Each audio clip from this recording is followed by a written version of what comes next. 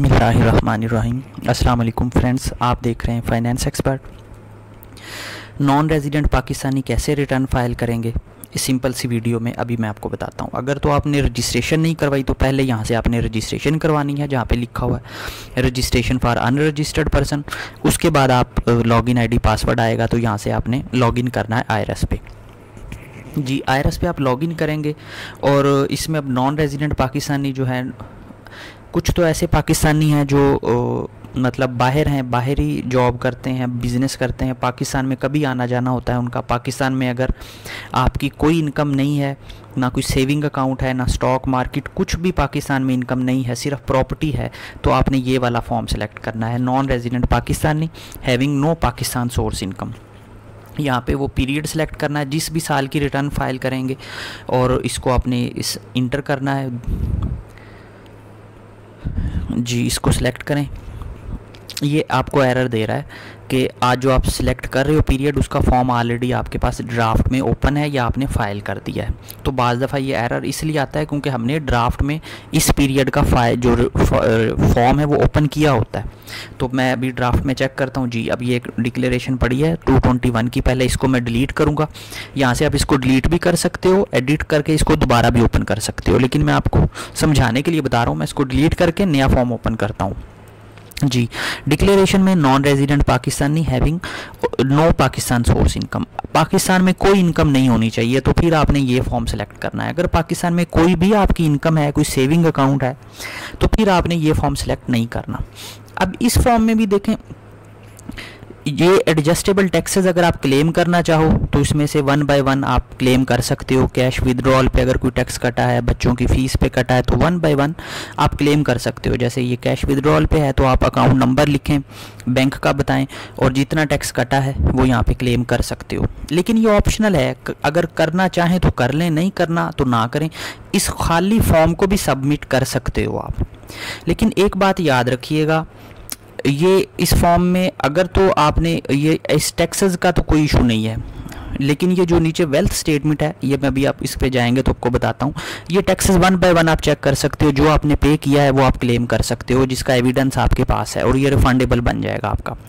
उसके बाद इसका जो दूसरा पोर्शन है ना, ये आता है वेल्थ स्टेटमेंट। अब वेल्थ स्टेटमेंट फ्रेंड्स देखें, या तो आप इसमें कुछ भी एंट्री ना करें, 1 रुपया भी यहाँ पे एंट्री नहीं करनी, इसको खाली रहने दें। ये तो मेरा क्योंकि पिछला डाटा था ऑटोमेटिकली आ जाता है।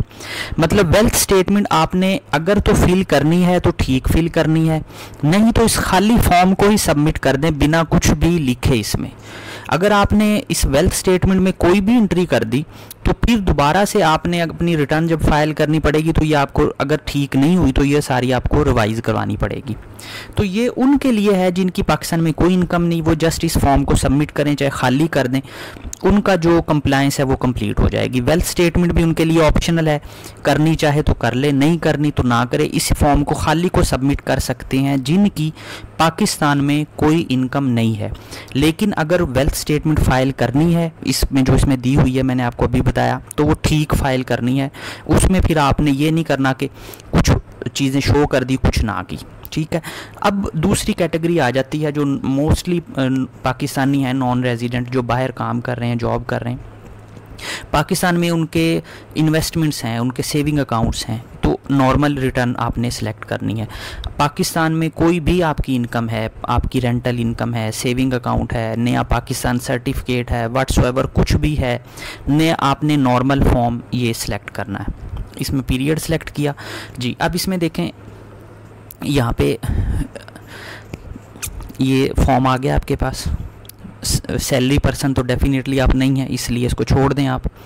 जी, उसके बाद प्रॉपर्टी आ जाती है। इसमें अगर आपकी कोई प्रॉपर्टी आपने रेंट आउट की हुई है तो पूरे साल में जो आपको रेंट रिसीव हुआ है वो पूरी साल की अमाउंट यहाँ पे लिखनी है आपने। 4 लाख तक अमाउंट अगर पूरे साल में बने तो उस पर कोई टैक्स नहीं है। उसके ऊपर जो अमाउंट जाएगी तो ऑटोमेटिकली सिस्टम आपका पेएबल टैक्स, एडमिटेड टैक्स बना देगा, ठीक है जी। उसके बाद आप आ जाएं जी, जो सबसे इम्पोर्टेंट चीज़ है, अब अगर आपके सेविंग अकाउंट्स हैं तो आपने क्या करना है। सबसे पहले आपने ये फाइनल फिक्स टैक्स वाली जगह पे आना है। जी, इसमें आप सबसे नीचे आएंगे तो आपको यहाँ पे ये जगह नज़र आएगी।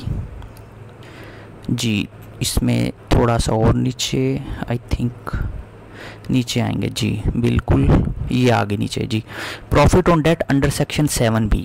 अब फ्रेंड्स इसमें देखें प्लस का निशान दिया हुआ है, आपका चाहे एक अकाउंट है चाहे आपके 50 अकाउंट हैं, जिस अकाउंट पे प्रॉफिट आता है उसका अकाउंट नंबर, बैंक का नाम लिखें और उसको ऐड करते जाएं।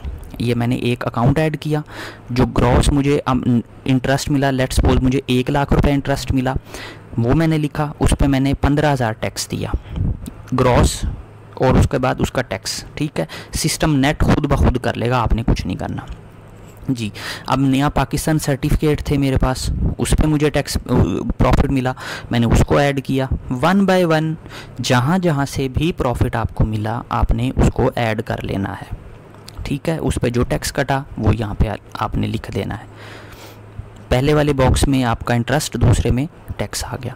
अब नेशनल सेविंग सर्टिफिकेट से आपके पास, उसके ऊपर भी आपको इंटरेस्ट मिला, उस पर भी जो भी टैक्स कटा वो भी आपने एंट्री कर लेनी है। ऐसे मतलब 1 बाय 1 आपने यहाँ पे एंट्री करनी है, जितने भी आपके सेविंग अकाउंट्स हैं।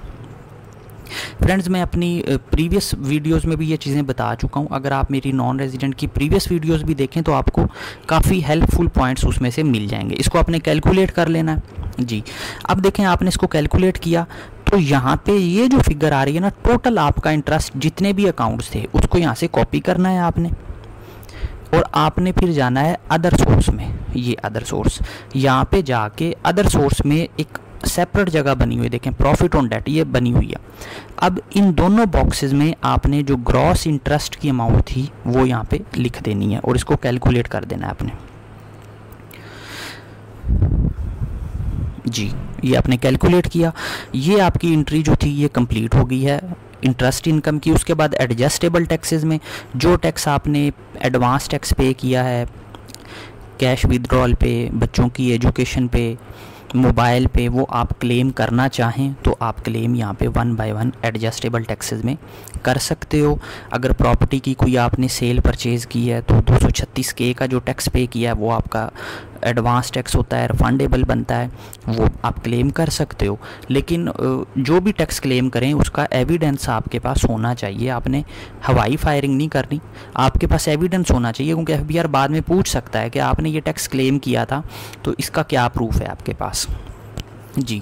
अब कंप्यूटेशन में आए, ये रिटर्न का फॉर्म आपका कंप्लीट हो गया। इसमें आपकी 2 ही इनकम आ रही थी, एक इंटरेस्ट इनकम थी और एक आपकी प्रॉपर्टी से इनकम आ रही थी। और ये जो दोनों इनकम आती है ये ना तो नॉर्मल में आती है ना ये एग्जेम्प्ट में आती है, तो इसलिए इन दोनों को आपने प्लस कर लेना है और आपने सब्जेक्ट टू फाइनल और फिक्स टैक्स वाले जो बॉक्स बनी हुई है रिकन्सिलेशन वाले टैब में आपने वहाँ पे इसको पेस्ट करना। अब ये बनती है 7,20,000 टोटल अमाउंट। ठीक है, क्योंकि ये दरमियान वाले बॉक्स में आ रही है, ये नॉर्मल टैक्स में नहीं आती, इसको आपने टोटल कर लेना है। और उसके बाद आपने ये जो दोनों अमाउंट थी इसको रिकन्सिलेशन में वेल्थ स्टेटमेंट में इस लास्ट वाली जगह पे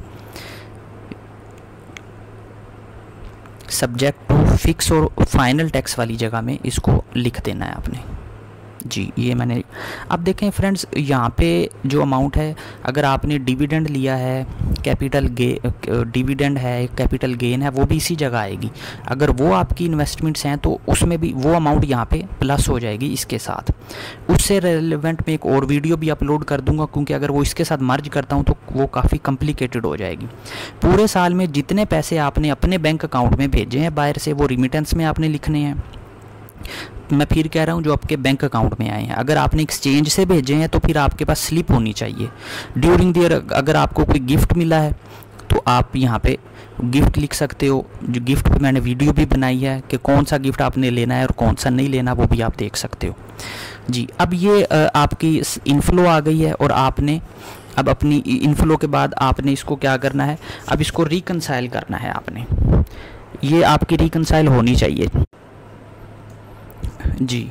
ये अब आपकी वेल्थ स्टेटमेंट है, इसमें आपके बैंक अकाउंट्स हैं, आपकी प्रॉपर्टीज़ है, आपका कैश है, जो एक्चुअल चीज़ आपके पास है वो आपने यहाँ पे शो करनी है। अगर आपके नाम पे कोई प्रॉपर्टी है तो वो आपने, ये प्लस का निशान बना हुआ है, रेजिडेंशियल कमर्शियल है तो इस प्लस के निशान पे उसको क्लिक करें और इसको ऐड कर लें। इसी तरह एग्रीकल्चर है तो ऊपर वाला आपको प्लस नज़र आ रहा है। जो बैंक अकाउंट्स हैं 30 जून 2021 का जो क्लोजिंग बैलेंस है वो आपने शो करना है। जिस भी जगह आपकी इन्वेस्टमेंट है, आपने नया पाकिस्तान सर्टिफिकेट लिए हैं, आपके बैंक अकाउंट्स हैं, जहाँ पे भी आपकी इन्वेस्टमेंट है वो आपने यहाँ पे डिस्क्रिप्शन में कुछ भी लिखें थोड़ा सा उसके बारे में और उसको यहाँ पे ऐड कर लें। और जो बैलेंस है वो 30 जून 2021 का जो बैलेंस है वो आपने लिख लेना है। ठीक है, यहाँ पे आप अपनी ज्वेलरी भी ऐड कर सकते हो, हाउस होल्ड इफेक्ट का मतलब घर की जो चीज़ें हैं वो भी ऐड कर सकते हो। फ्रेंड्स, वेल्थ स्टेटमेंट की comprehensive video wealth statement simple formula के नाम से मैंने अपलोड की हुई है। इसके अलावा वेल्थ स्टेटमेंट का एक स्पेशल प्लेलिस्ट मेरे चैनल पे आपको मिल जाएगी। अगर आप वेल्थ स्टेटमेंट को समझना चाहें तो उसको देख सकते हो आप, क्योंकि वेल्थ स्टेटमेंट सब में सेम होती है। अगर आपको एक दफ़ा समझ आ गई तो आप अपनी रिटर्न बड़े आराम से खुद कर सकते हो। ये अनरिकनसाइल्ड अमाउंट आपने ज़ीरो करनी है। ठीक है, अब पर्सनल एक्सपेंस में पूरे साल में जो पाकिस्तान में आपके एक्सपेंस हुए, एक लमसम फिगर आप लिख के इसको कैलकुलेट करें और ये यहाँ पे ऐड हो जाएगी। फ्रेंड्स, कोशिश करें अपनी रिटर्न अगर आपने करनी हो तो ख़ुद करें, अगर ख़ुद नहीं करनी तो किसी अच्छे कंसल्टेंट से करवाएं ताकि आपकी जो वर्किंग है वो ठीक हो। और अगर आप मेरी वीडियोस देखें तो बड़े आराम से आप इसको कर सकते हो। बैंक के बैलेंस अपडेट करें, अगर कोई थोड़ा बहुत डिफरेंस आता है तो उसको कैश में आप एडजस्ट कर सकते हो। मैं बार बार अपनी वीडियोस में कहता हूं कि आपने अपनी जो वेल्थ है वो कम शो नहीं करनी, जितनी है उससे थोड़ा सा ज़्यादा ज़रूर कर दें लेकिन कम ना करें, क्योंकि कम करने का कोई फ़ायदा नहीं है, उल्टा बाद में आपको नुकसान ही होता है इस चीज़ का। जी, अब ये मैंने कैश इन हैंड में थोड़ा सा एडजस्ट करता हूँ उसको मैं। अब ये जो अमाउंट रह गई है मैंने कैश को ज़ीरो किया, जो डिफरेंस आ गया था वो मैंने कैश इन हैंड में डाल दिया कि मेरे पास इतना कैश पड़ा हुआ है। और ये FBR आके घर में कोई आपके चेक नहीं करता कि जी कैश इतना था 30 जून को तो हमें चेक करवाएं।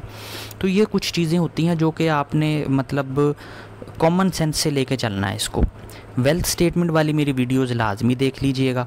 सबसे इम्पोर्टेंट चीज़, एट्रीब्यूट में जाके आपने यहाँ से नॉन रेजिडेंट स्टेटस जो है वो लाजमी सिलेक्ट कर लेना है और उसके बाद वेरिफिकेशन पे आप इसको वेरीफाई करके सबमिट कर सकते हो। फ्रेंड्स, अगर आप चैनल पे नए हैं तो मेरी रिक्वेस्ट है चैनल को सब्सक्राइब कीजिएगा और दूसरों के साथ शेयर कीजिएगा। अगर आपने कुछ भी पूछना हो तो वीडियो पे कमेंट कर दीजिएगा, मैं इंशाल्लाह रिप्लाई भी कर दूंगा आपको। बाकी मैंने अपनी तरफ से तो कोशिश की है कि क्लियर हो, फिर भी कुछ अक्सर चीज़ें रह जाती हैं तो आप मुझे कमेंट में बता सकते हो। अगर किसी नए टॉपिक पे वीडियो चाहिए तो वो भी बता सकते हो आप। तो ये सिंपल सी वीडियो मैंने आपके लिए बनाई है ताकि जो नॉन रेजिडेंट पाकिस्तानी हैं वो अपनी रिटर्न घर बैठे खुद से कर सकें। तो प्लीज़ अपना ख्याल रखिएगा, मेरे लिए दुआ कीजिएगा। थैंक यू, अल्लाह हाफिज़।